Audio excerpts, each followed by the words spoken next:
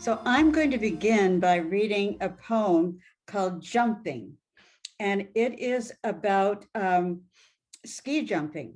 And I'm reading this because the National Nordic Museum in Ballard is opening a show about ski jumping on April 17th, a big show.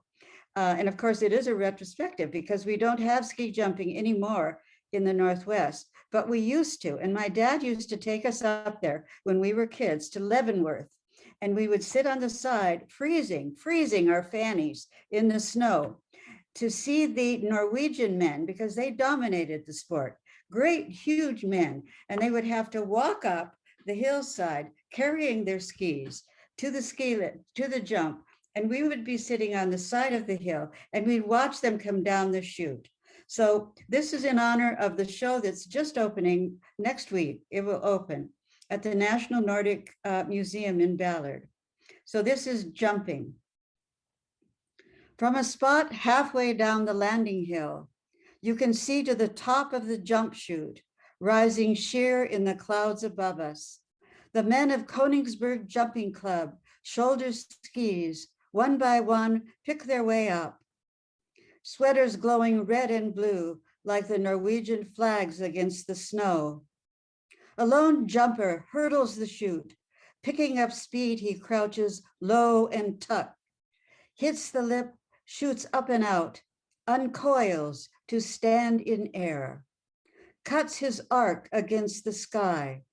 The wind holds him high for a moment, then lets him go.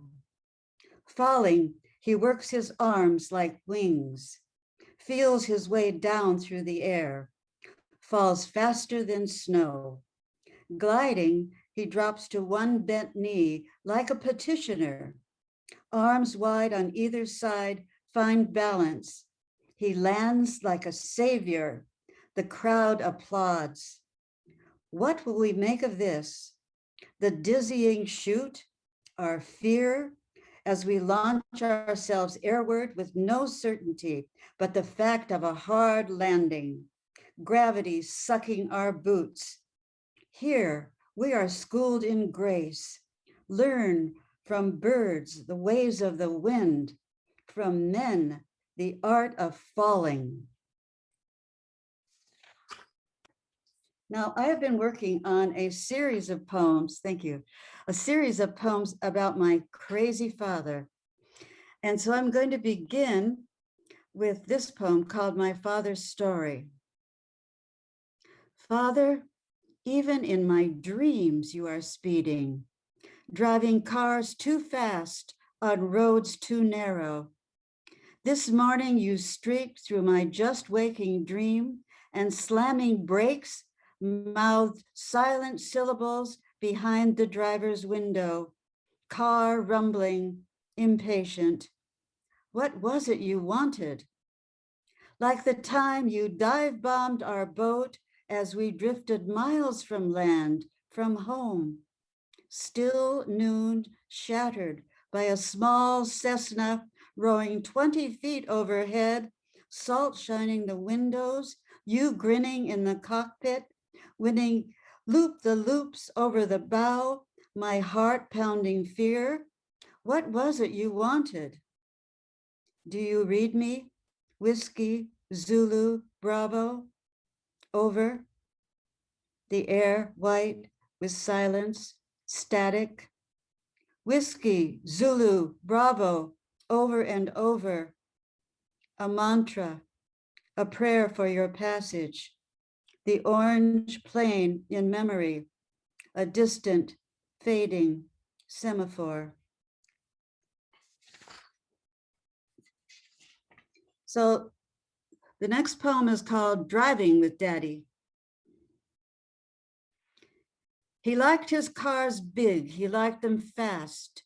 V8 engines, power steering, chrome-loaded Oldsmobiles, Buicks, Cadillacs. He was always going somewhere else. He was restless like that. He drove us all over God's country. We knew we were in California when we woke to see luminous oranges like myriad small suns clinging to the trees. He flew us through 1,000 tiny towns, their names a blur, Red Lodge, Ennis, Tombstone, to Indian War battlefields, Rosebud, Little Bighorn, Bear Paw, guarded by ghosts, their voices we heard wailing in the wind. Wild horses grazed in the lowlands, startled antelope leapt, white tails in the air. When dark-faced buffaloes stared at us, we stared back. Then the Yellowstone crater with its fissures and fumaroles where the earth's heat leaks out. A golden angel trumpeted on a temple top. We traversed Death Valley in winter, so cold at night, our pee froze solid on the highway. When the Cessna crashed and he was gone, we slashed the front tires on the Buick to make sure that car stayed in the driveway.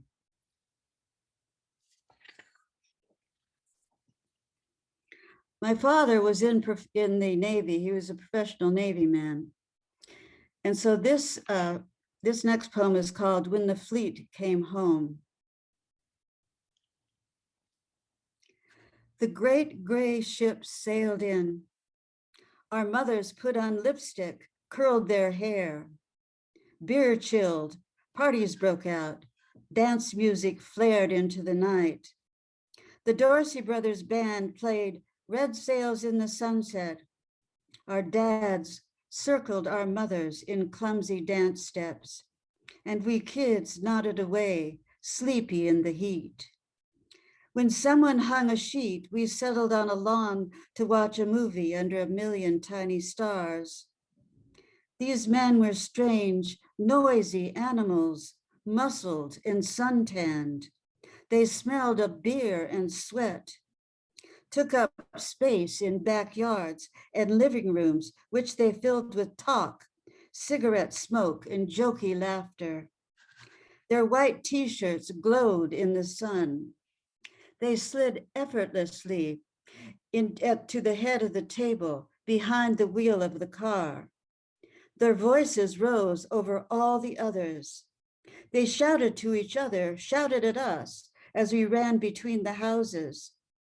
Dusk at a volleyball net, the men leapt into the darkening night like great pale birds flying up. Our mothers watched from the sidelines, crossing and uncrossing their long tan legs.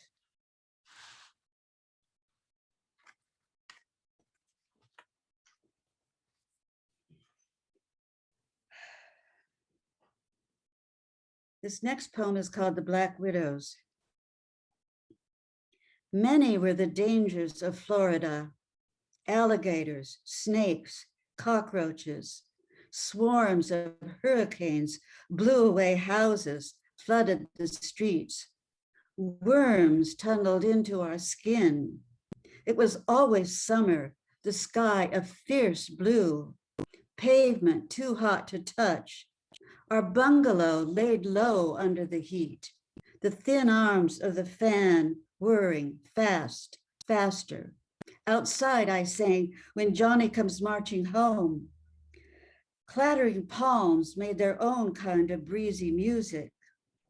I was warned never to put my fingers under the slanted white boards of the house. I studied how the boards held the house together, how when one board passed over the other, there was room just big enough for fingers. I worried about the spiders if they watched me when I slept at night. I was on guard against the house, didn't walk too close to its walls outdoors, knew death lurked just inches away. The spiders lay nested and waiting, sleek and black like mother's leather gloves, each with a small red spot like blood on her abdomen.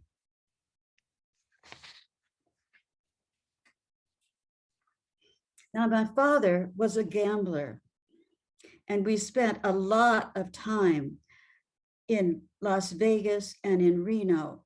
And when we drove to California, every road somehow went through Nevada, Reno, Las Vegas, California. And we did this seasonally, every season. Every season we went to Reno, Las Vegas, and Nevada. But my dad spent a lot of his time, most of his time, it seems, there. So this poem is called Me and Indian Joe. Dad knew everyone in Vegas, got a table up front for every show. If he didn't know the table captain, for $50, they were friends. There were no problems in Las Vegas that money couldn't solve.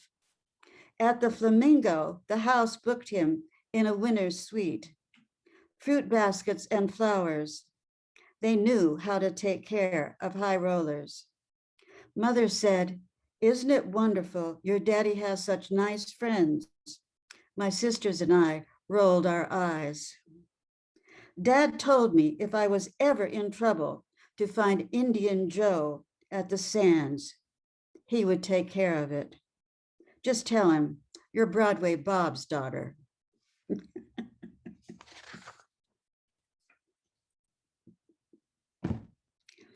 This is called The Big Winner. Pit bosses bowed as he passed. Gamblers reached out to touch him for luck. I watched as Dad came to get me from the team lounge. Two tall hookers he dusted off like horseflies. His pockets bulged with chips. At the cashier's window, he lined them up by color: black chips, orange, green, gray, and blue. So many columns, so many rows. He changed for thousands of Franklin's faces. Bills flashed to a fan, then fan to a stack to a wad, some to his boot, some to his wallet. All that money, just like that. We drove into the desert dark, past dazzling neon, white trumpeting fountains, to one of the strip's ritzy all-night boutiques, where it was 3 o'clock in the morning and always midday. Mom and the kids asleep at the motel. Get your mother something nice, he said. Nothing in Las Vegas was like my mother. We bought her a fancy nightgown, like before.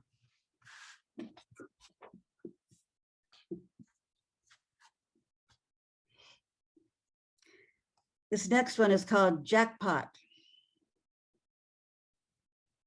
That time you hit a big jackpot, gamblers were bent 3 deep around the table. They pressed in to touch your sleeves.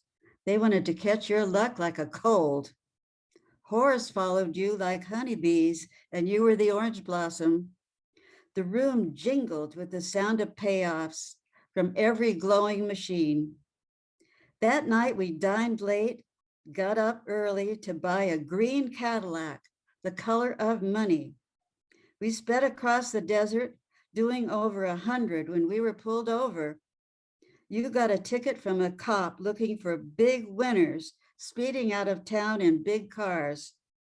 I can still see that cop's face, his amber sunglasses glinting in the sun.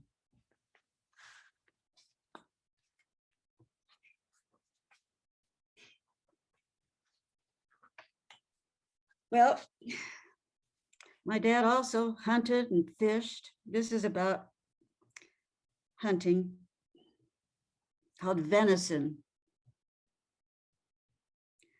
When I saw him, the deer was roped to the hood of the car.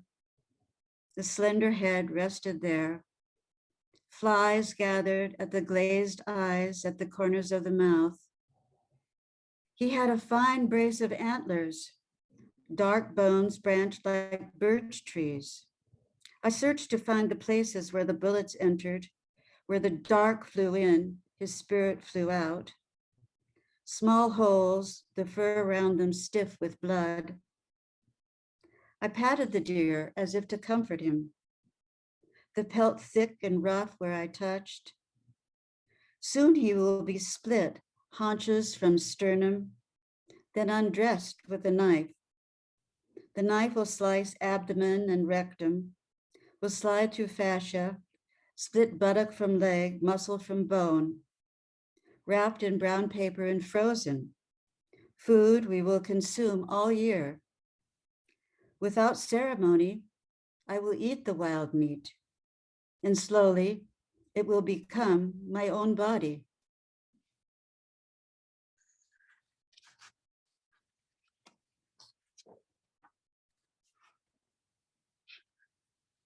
Now, I've written about the pandemic,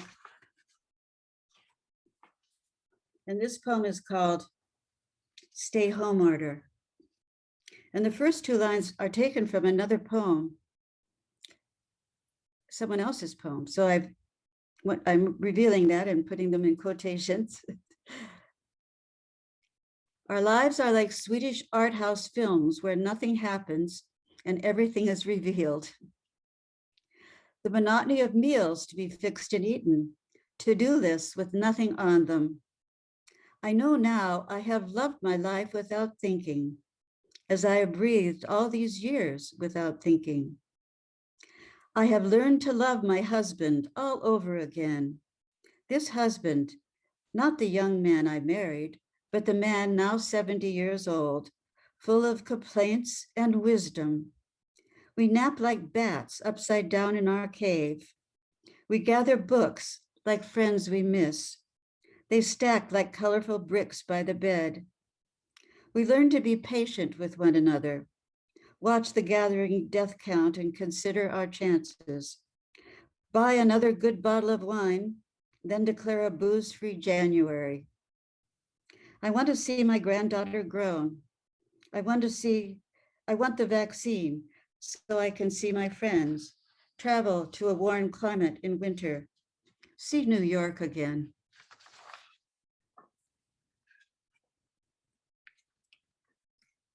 This is a very recent poem. The Glider. This must be what birds feel when they soar. Leave off winging. I have seen the gulls do this in great circles overhead, have envied them their loft.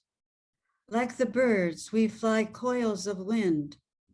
My heart beats fast like theirs. On a thermal, we rise higher through wisps of cloud. This is the wonder. We glide on the ordinary air we breathe.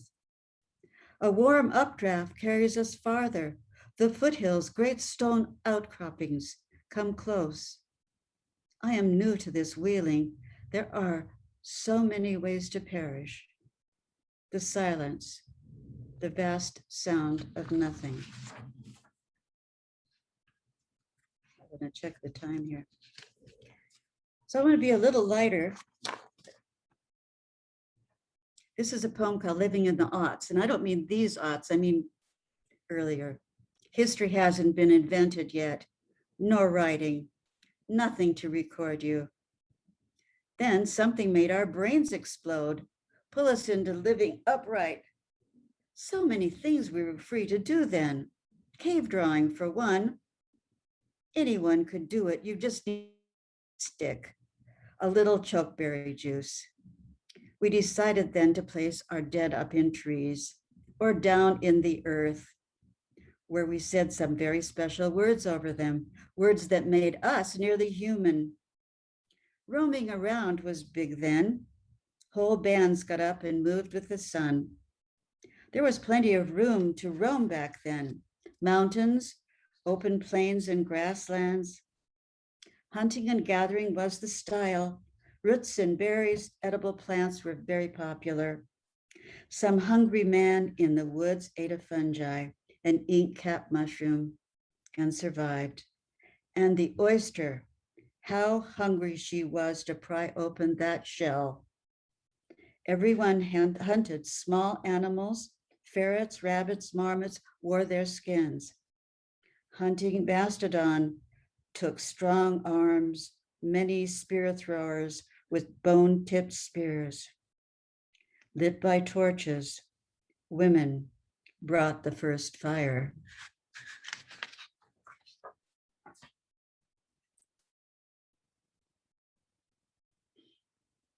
And for this season, this beautiful, beautiful weather we've been having, a contrary poem. This is not a poem about spring, not a poem about the jonquils newly sprung or the robin blasting full voice from the pear, not a poem about the pale green willows, their limbs hanging like the skirts of dancers, not a poem about the wild forsythia, nor a poem where the sarcoccus flowers fill the air with citrus scent when you pass. There are too many poems about spring, poets not cockeyed by the season, too many violets, too many forced blooms. The day is cold, the sky low and mean, but oh, you should see the cherry tree, its pink blossoms against the gray sky.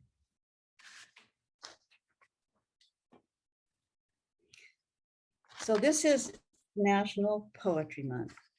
So I have written two poems.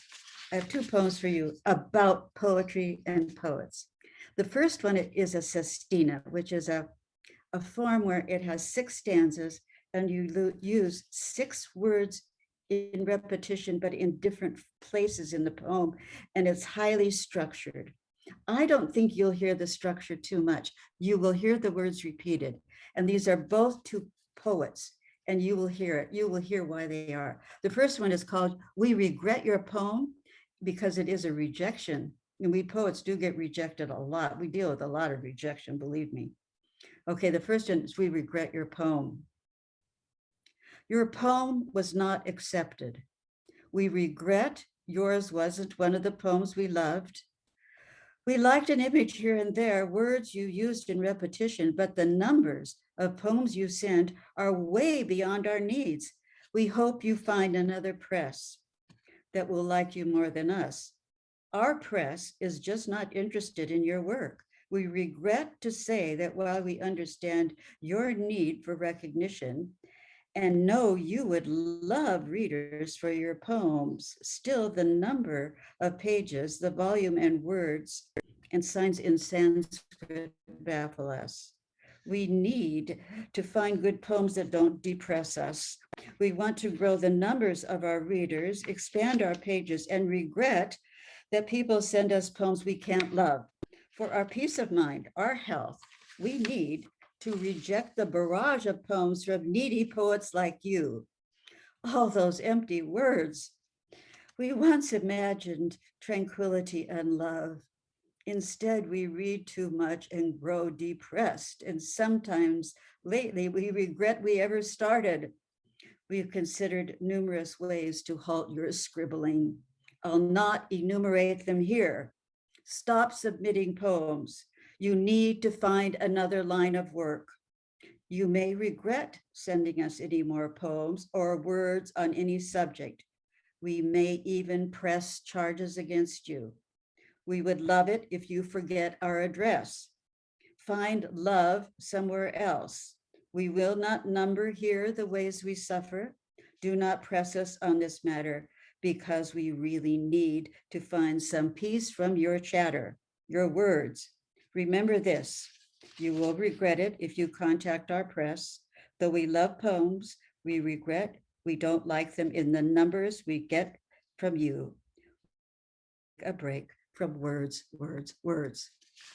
So that is a sestina. And I'm going to close on this poem, another advice to poets, and one that I think we can all take. This is called Swallows Return to Capistrano. It is a sonnet, advice to poets during a dark time. I think it's, again, something we can all possibly enjoy. They are building nests, wattle and mud, under the eaves of the old mission, pecking and preening in the fresh California light. And this story, how they fly from Venezuela over the Pacific, bearing twigs in their beaks. When she tires, she sets her stick on the rolling ocean and rests. Rising, she takes it up again. What shall we make of this? Fly hard, carry your refuge on the endless ocean, our only shelter, the dry sticks in our mouths. That's it. Thank you very much.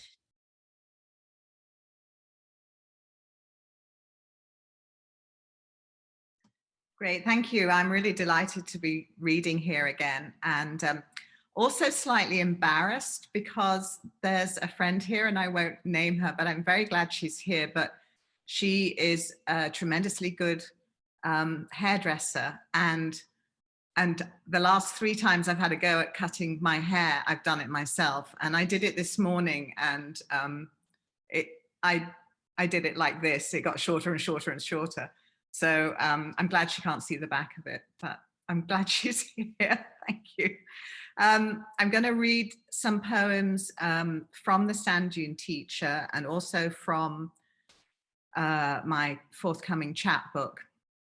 And I've tried to pick poems that I haven't read before here. So and I'm sort of, you know, all my poems are kind of about murder and death, unless they're not. Occasionally they're about love. So the first poem is actually a true poem, except that I want to make the disclaimer that my mother was not a drinker at all. She said that everything in moderation was good for you. So, which I don't quite agree with, but the mother in this is not my mother. Losing friends at age 6. Jane was the first to go. I imagine she slipped through a rent in the sky one morning when the air was too thin. But afterwards, we walked to school in pairs. Our mother said never to talk to strangers. I became mouse silent, my strangers at home, in furled disguise, until evening dusk erased their stark smiles. Oliver was next. My mother said, pour me another for the road. And one street over, his mother said, curiosity killed the cat. So Oliver went in search of his missing, likely dead, cat, climbed over the backyard fence, snagged his sweater on the wire, licked blood from his wrist, and made a break for it down the grass bank, disappeared under our weaving car. Mother never saw him coming. Finally, small Sylvia, our baby in the game of mothers and fathers, not allowed to play with us after she ran from her mother one day, through a glass door which splintered, turned her hair white overnight, and forever mouthed strange things to me from across the street, like, we will meet as birds with open wings, before she too vanished through the same seamless tear in the sky. This next poem is also about a child who meets with an unfortunate end. It's in my book, The Sand Dune Teacher, and not completely made up, this poem. Small George. My mother said not to play near the old well, but she didn't say a thing about playing in it. We were all there, even Big George, on the blistering summer day that small George fell into the well, never to be seen again. Like Alice down the rabbit hole, minus enchantment. In the heat of the moment, we made a blood brother pact to deny our part in his death. And to this day, our parents believe that small George wandered off from the group and unobserved fell headlong into the deep well. The magnolia trees were in full bloom that day. Their heady fragrance made us delirious. We decided to see how far we could put our heads down the well without lifting our feet off the ground. Small George was the shortest, so we turned a blind eye to his feet as long as his head went down there. He was crying that day. We made him fill his mouth with pebbles and drop them into the well one by one, while we listened long and hard to them plopping in the water. It was an initiation ritual. We'd all done it at one time or another. Immediately, we knew he hadn't survived his fall. In subsequent years, when the magnolia blossom gave off the first scent of summer, I would walk to the well. One year, Big George was ahead of me, standing there alone. I stood next to him. What are you doing here? I asked. I don't know, he shrugged. It seems like the most peaceful place to be. And I love lists of words. I love lists, but I love lists of words especially. So I have quite a number of them in different places around the house. So this poem partially reflects that list. Sticks and stones. Kerfuffle, as in, she causes a kerfuffle dancing on the bar. As he follows her, he tells himself she's asking for it. Riven, as in, she lies under a tree riven by lightning, says nothing, his hand over her mouth, the other at her throat. Arrest, as in, her fragrance is arresting when he pushes his head between her breasts and bites her. Iota, as in, she doesn't give one iota afterwards, her dress is bloody. She will never wear it again. Maudlin, as in, her mother spoke sharply. You've been maudlin ever since. You need to snap out of it. Gossamer, as in, she reads in a and was as thin as gossamer and shaped like a crescent moon. Echo, as in, the jury's silence echoes around the courtroom when she stumbles through the events of that evening. Stagger, as in, the judge is staggered her mother allows her out on a school night, suggests the girl is out of control. Abject, as in, abject after his acquittal, she ditches school to buy a rope, looks up online how to tie a noose. Predispose, as in, the papers report there is nothing in the family history of the victim that predisposed her to hang herself. It doesn't get lighter for a while. I'll just trigger warning. So this is a poem called Cold Snap, and you can't see, but it's actually written in the shape of a square, in the shape of a box. I am not one of your broken birds to be rescued, carried inside, laid out on linen in a worn-out box, tended to daily until you deem I can fly once more. I would rather fend for myself, dragging a wing, canted at an awkward angle, my body slant, graying against the slow to startled winter snow. I hear all you well-meaning souls. You mutter to yourself, and to the few you hope you will listen. Poor things. I should snap your necks cleanly, end your misery quickly, bury you under the ice.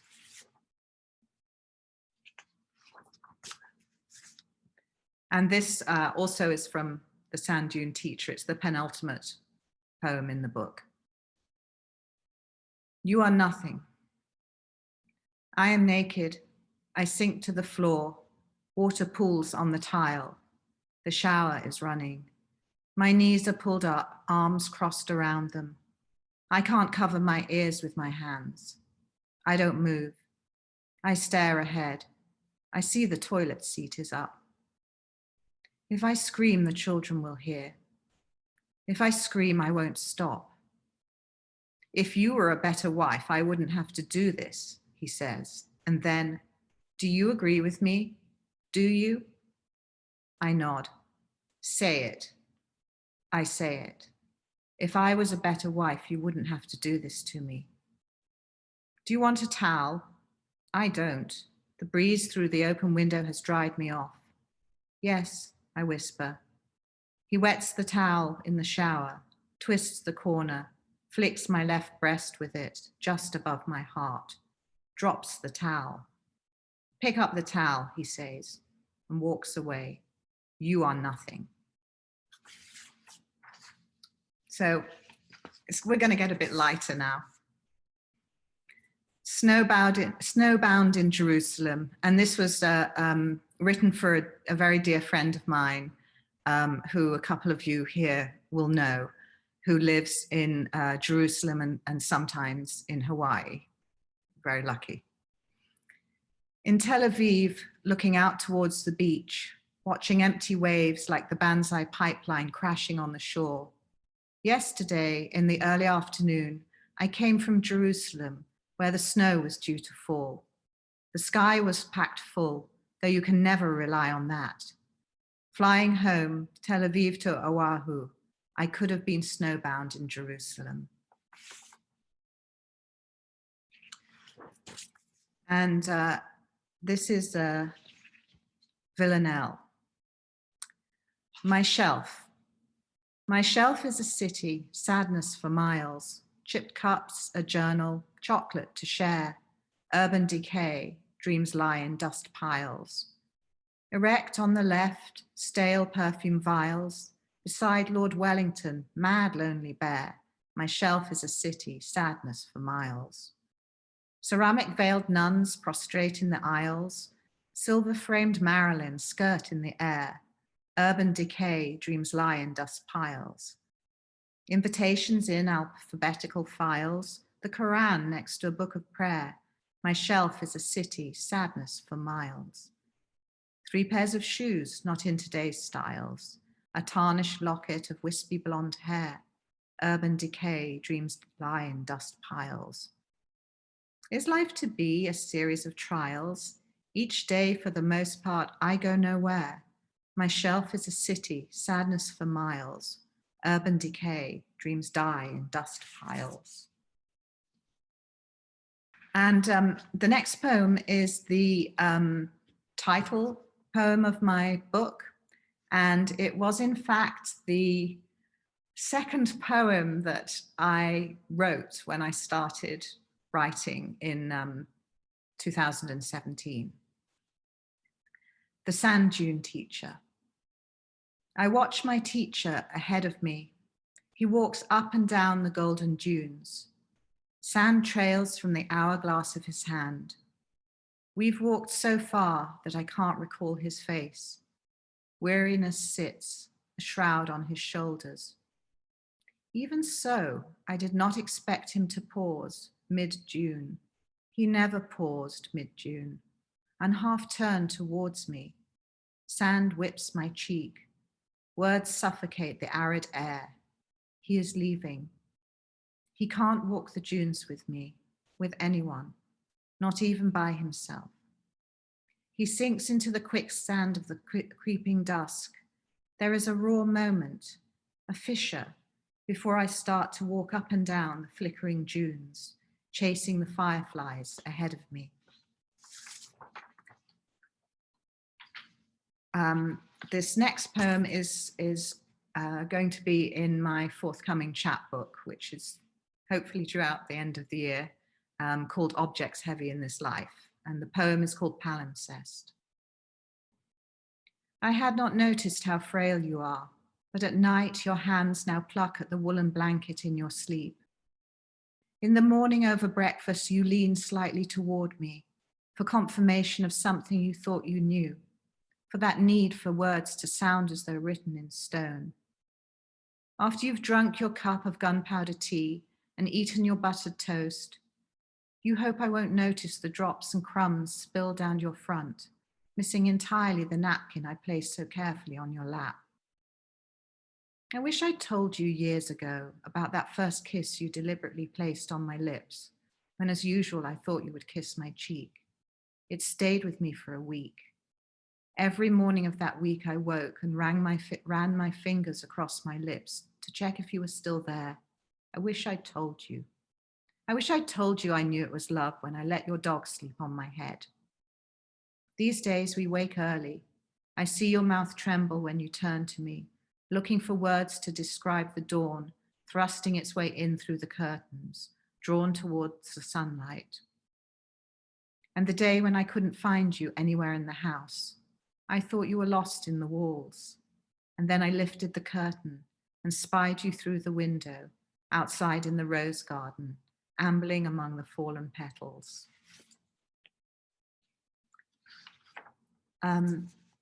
This next poem is also is in the Sand Dune Teacher, And I wrote this poem when I went to England to see some friends, and I happened to have bought an antique in Brussels, and I decided on the spur of the moment, instead of having them send it to me, I would actually take a mini vacation and go to Brussels. So I was sitting in a restaurant in the center of Brussels when I wrote this. The weightlessness of birds. I will be talking with you, my rare and sacred friend, when I draw my final breath, no different from the one before. At first, you may not notice the thinning veil of my life, but I trust you'll check the pause in our conversation about the weightlessness of birds and shoot me your, hang on a moment, look, one eyebrow raised. I haven't finished yet.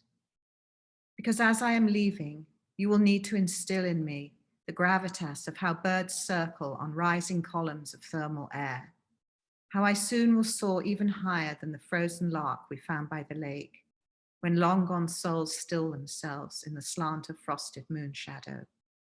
Now we sit in our slumbering house, where soon enough we'll rest together and let the rough edge of salt burn around our eyes.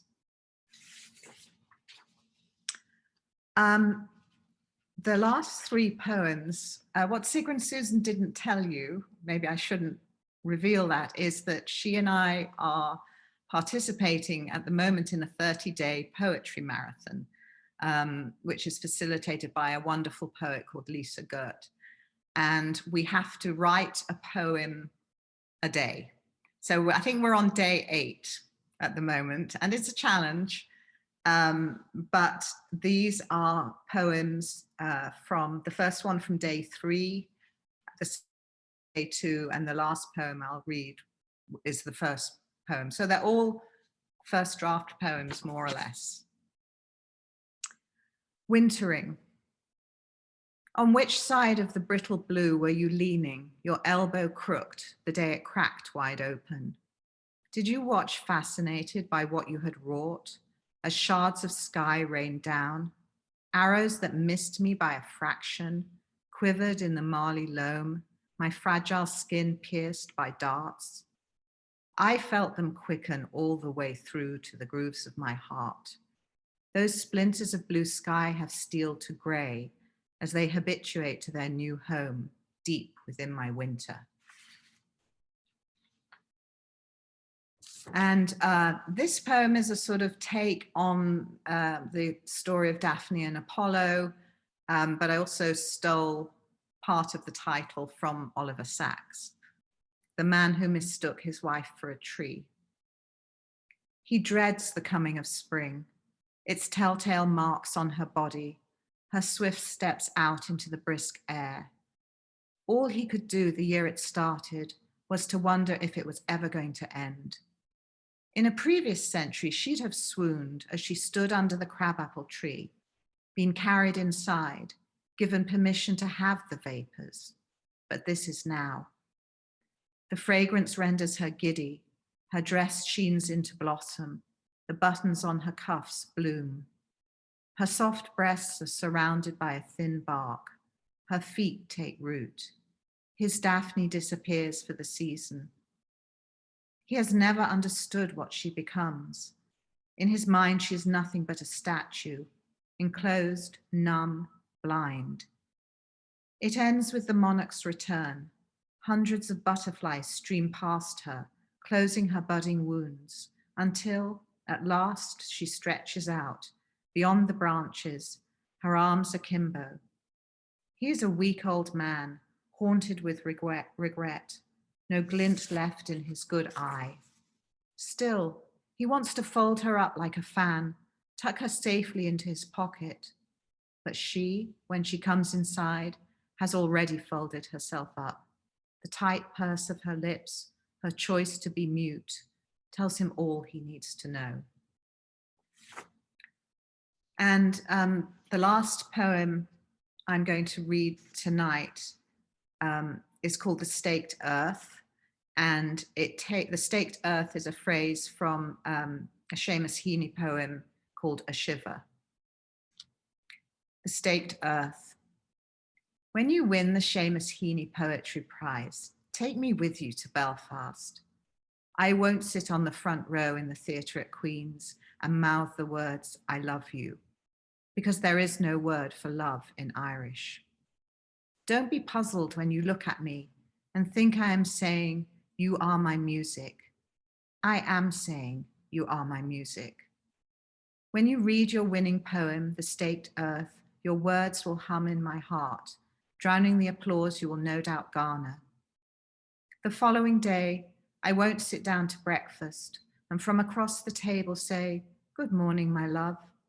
I will instead look above the Ulster fry we ordered in hungry haste, look directly into your eyes and say, I see you. And you will put down your cup of breakfast tea, so strong you could stand a spoon up in it. And you will know to say, I'm here to be seen, and I see you too. Thank you.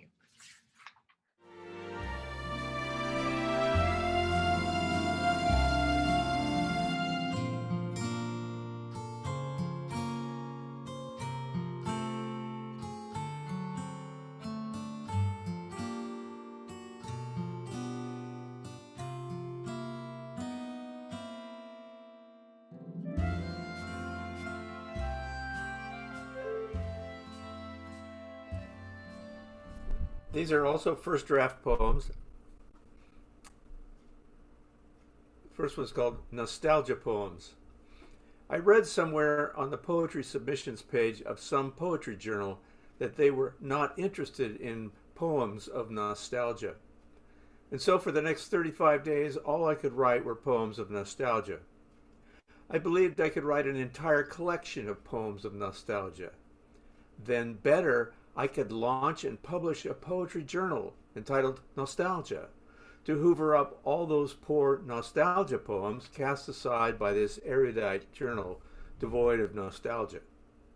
I could then comb through their editions and try to spot closet nostalgia and then write letters to the editor how I was extremely disappointed in how they were letting that old nostalgia crap creep into their domain, and how if I wanted nostalgia, I could go to 100 other journals like Nostalgia, for example, or read famous poets and find that crap. So this is something that another kind of nostalgia. It's a stream of consciousness, pseudo-nostalgia, and it's pseudo-nostalgia because only the first two lines are true. It's called My Sister Was. My sister was an absolute stunner, drop-dead movie star gorgeous, as if all the good looks from 10 generations had been funneled into her perfect face and body. I looked at her and sometimes lamented being born a male, destined to have to do all the hard stuff. Math did not flow to me like a liquid, as it did for some of the other boys. For me, it was more like crawling over hard stones. And though I dreamt of being adored, I did not like arguing or competing or jousting for supremacy, and I did not relish a good fight, a good pissing contest, as it were. It made me ill. I like to read a lot. So I looked at her and sometimes wished I had been born a girl. But because she had soaked up all the good looks, I probably would have had a big mole on my forehead and who knows what for lips and hips and legs. Then at college, I would have brought boys home who were perfectly fine with me as I was, but then they would meet her and be gaga and wonder, why the mole? But maybe I could have the mole removed, or maybe move to another state and be just like her and marry a man who would buy me a beautiful house and the latest Pontiac. And he would run around and bang all the girls at his office and hit me in the face, and I would have to leave him and go to work in a shoe store.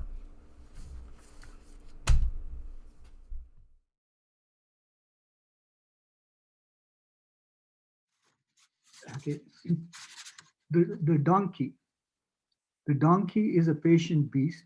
He does not bray in vain, never kicks simply for fun, or bites the hand of anyone.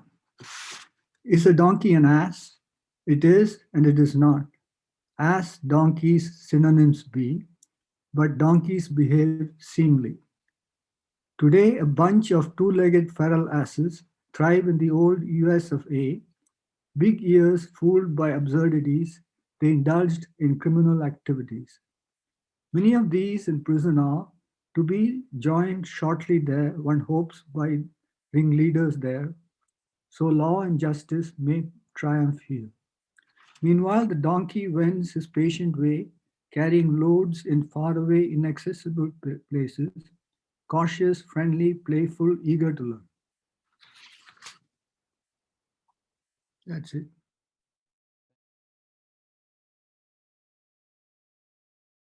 Here. I'm going to read a poem from my manuscript, which I've been sending out to various places, hoping to get it published. And let's see, it's called, this poem is called Digital Art.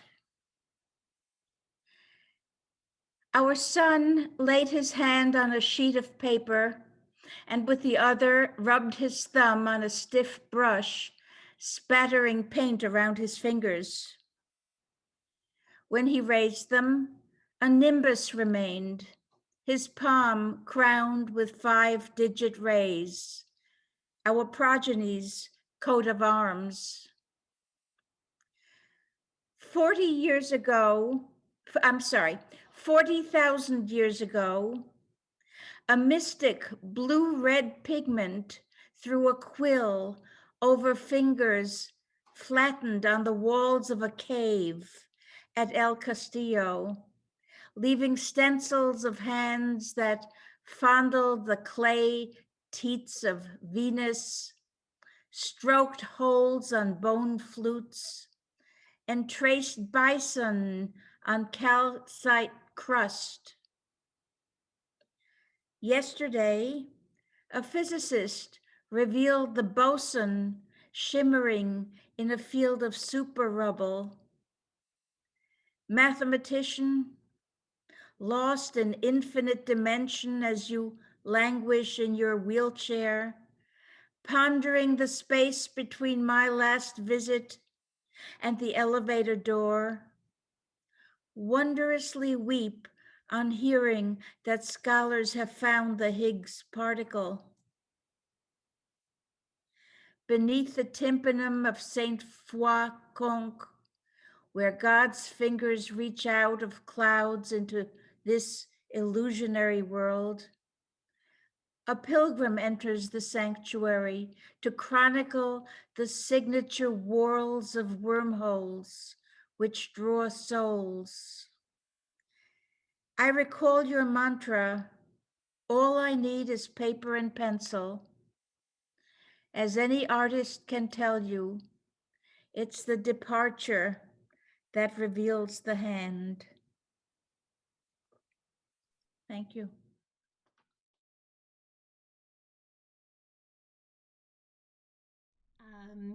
Leopoldo was kind enough to put a little notice in the email that went out tonight. I'm hosting a writing retreat in Guanajuato, Mexico in November, and the site is live and registration starts tomorrow. So I think I'll throw the website in the chat.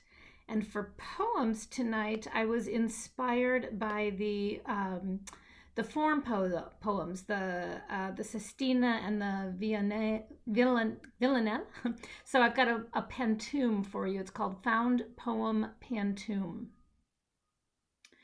Without a place to land, the singing bird moves on. My finger traces coastal lines. I follow you on the map. I hover in the liminal. The dream borders obsession. I will write you 1,000 times, impenitent, enwrapped. My finger traces coastal lines. I follow you on the map. The heart, they say, has no edges. How many times must I release you? I will write you 1,000 times, impenitent, enwrapped. Salvation saves some things, but not all.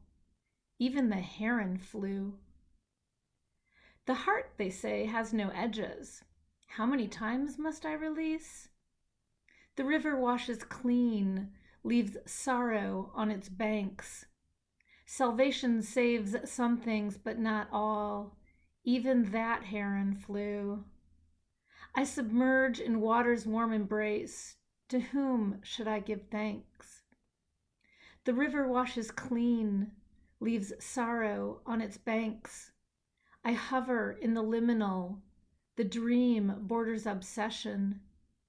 I submerge in the water's warm embrace. To whom do I give thanks? Without a place to land, the singing bird moved on. Okay, thank you.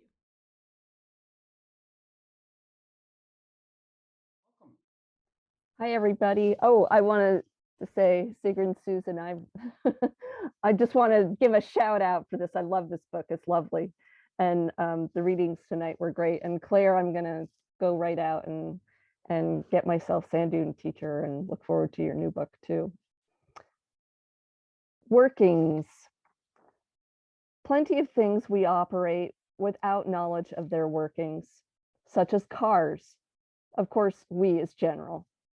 The artificial would never find nor have found invention without exceptions, without practitioners. A better example, the brain. Dreamers enjoy pondering their dreams, but don't come upon the mechanisms of the dreaming through those ruminations. I know a girl who pictures hauling unpleasant ideas, self-recriminations, from the posterior location of her skull, where she supposes these fester, to her frontal lobe, where they mutate into rational expressions and can be seen for what they are and dismissed. Perhaps it is possible to improve our use, knowing how they work, of the mysteries within crania, under hoods, beneath the crust, more sensible timing of a wheel's turn, pressure on a pedal, where to pull up the map. Thanks.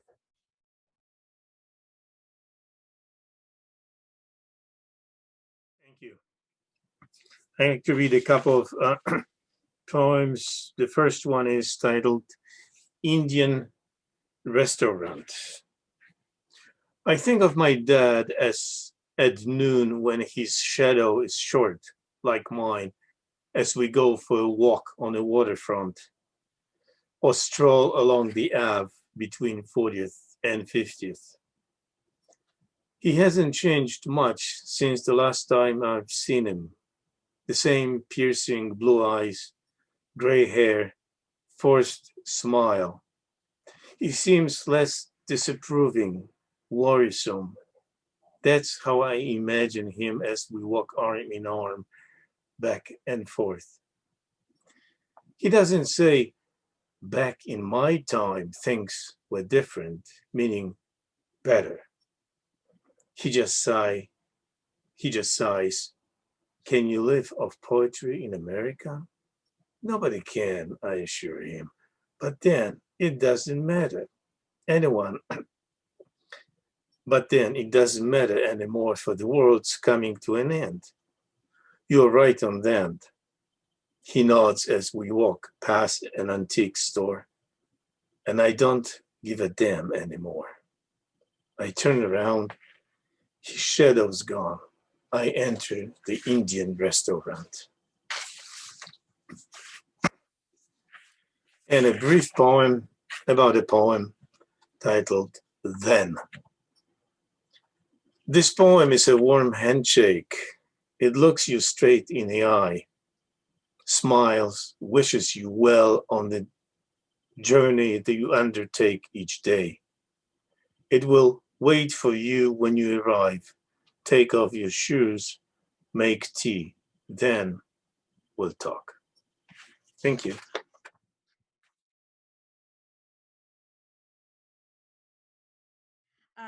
So I wrote this book of mine is coming out in the fall, and it's called Swimming in the Rain.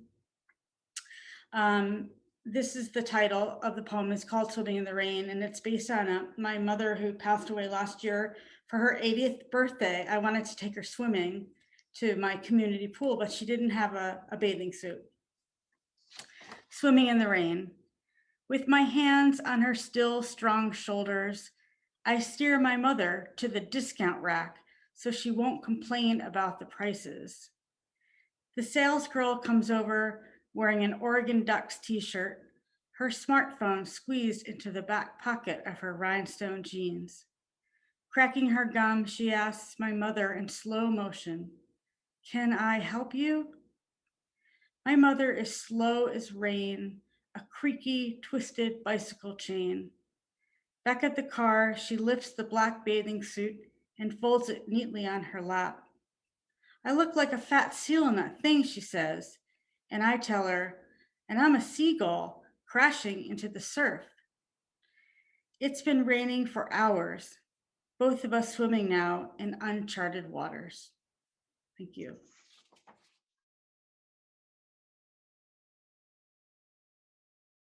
Okay.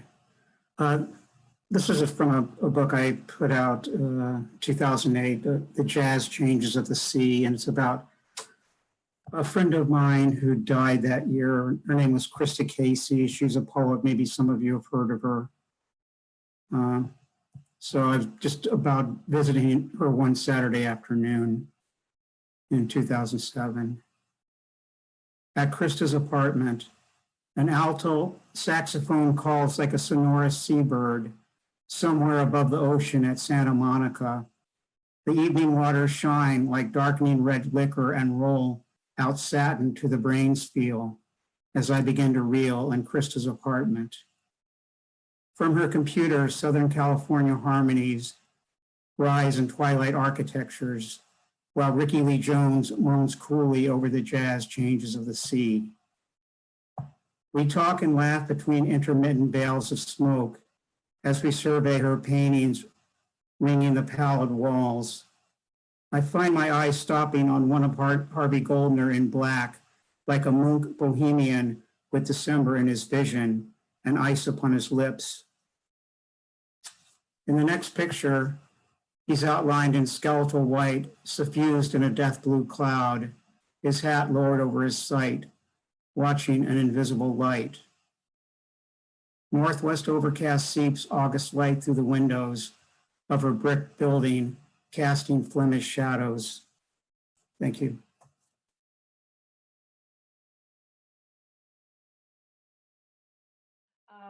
I just have a couple of short ones. This one's called The Last Migration. There are multitudes of bright souls on the wing, on their way north or south, depending on the season, depending on the latitude, gliding overhead in V formations. Their mission is peace, seeking a place to rest. But where the great plains welcomed, now a drought has wiped away even the chaff. And in the east, the forests are on fire. Still wings come, but fewer and fewer each year, until the day when we look up and see only empty sky. And this is called Ghost Mountain, Mount Rainier. 5 a.m. on the dock, and to the southeast, Tahoma, mother of waters, rests on the horizon, snow-covered clavicle of ice jutting out over the bay. Lights from refineries glow in the distance, rotting glaciers down to stone. On that happy note, thanks.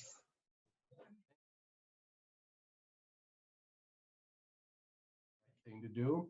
Okay, and it's called The Smallest Act. Even the smallest raindrop, not absorbed by earth, runs off with collective glee, forming brooks and creeks and streams, rivulets, rills, and rivers flowing to the sea. Vast ocean tides move all our boats, even the solitary swimmer near the shore. I stand amazed with wet face and cheer the single raindrop's roar.